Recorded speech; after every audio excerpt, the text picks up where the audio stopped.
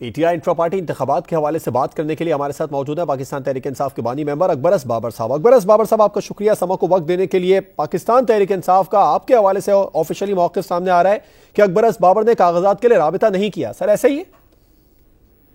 بسم اللہ الرحمن الرحیم، میں تو خود بذات خود اور اپنے ساتھیوں سمیت مرکزی سیکرٹریٹ جو ہے پی ٹی آئی کا اسلام آباد میں، وہاں G8 سیکٹر میں، وہاں میں خود ذاتی طور پہ گیا اور وہ میں نے پی ٹی آئی کے نمائندوں سے پرسنلی درخواست کی کہ مجھے جو نامینیشن کے کاغذات ہیں وہ دیے جائیں اور ساتھ ہی ووٹر لسٹ دی جائے اور ساتھ ہی الیکشن کا طریقہ کار دیا جائے۔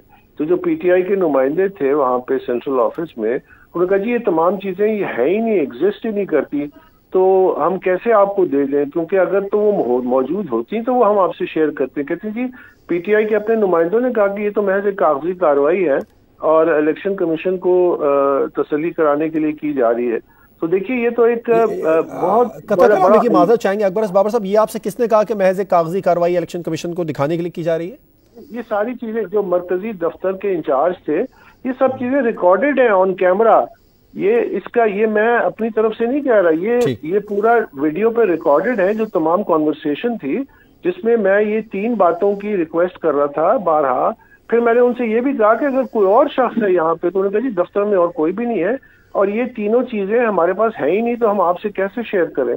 تو یعنی آپ اندازہ لگائیے کہ یہ جو ہوا ہے یہ عین میرے تحفظات اور میرے جو شکوک تھے اس کے مطابق ہوا ہے۔ پی ٹی آئی کے جو ورکر ہیں وہ پاکستانی شہری ہیں۔ یہ اکبر بابر صاحب، پی ٹی آئی کا موقف سامنے آ رہا ہے، آپ نہ ممبر ہیں، نہ عہدیدار ہیں، نہ آپ نے کاغذات نامزدگی جمع کروائے، پھر آپ کیسے کلیم کر سکتے ہیں؟ میں کاغذات نامزدگی لینے کے لیے تو گیا تھا نا۔ ابھی ایک طرف وہ کہتے ہیں کہ یہ آئے نہیں، دوسری طرف کہتے ہیں یہ ممبر نہیں۔ اب یہ جو کہتے ہیں ممبر نہیں، یہ تو کنٹیمپٹ آف کورٹ ہے نا۔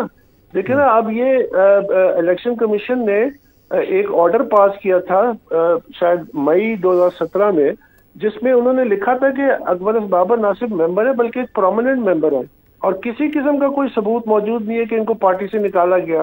پھر اس کے بعد انہوں نے چیلنج کیا تو single bench of high court یعنی آنریبل جو جج تھے محسن کیانی صاحب، انہوں نے لکھا کہ یہ اکبر بابر پی ٹی آئی کے ممبر ہے۔ پھر اس کے بعد جو ایک ڈبل بینچ بنا جس میں اس وقت کے چیف جسٹس اسلام آباد ہائی کورٹ اطہر من اللہ صاحب اور ایک اور جج صاحب کے ڈویژن بینچ بنا، انہوں نے اس فیصلے کی تصدیق کی۔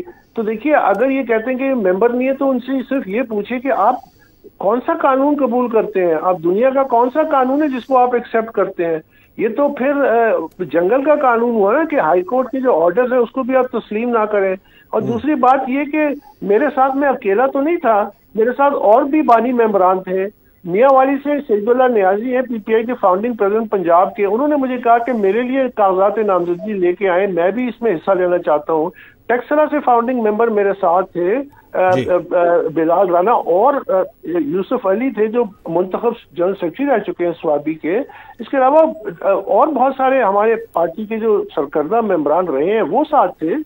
تو وہ سب اسی لیے آئے تھے کہ وہ اس الیکشن میں بھرپور حصہ لینا چاہتے تھے اور اس کے لیے لیکن ظاہر ہے جب آپ کو کاغذات نامزدگی بھی نہ ملے اور پھر الیکشن ابھی ہوئے نہیں ہیں اور نتائج کا بھی اعلان ہو گیا، تو یہ تو عیدی امین اور حسنی مبارک کے الیکشن سے بھی ایک قدم آگے چلے گئے۔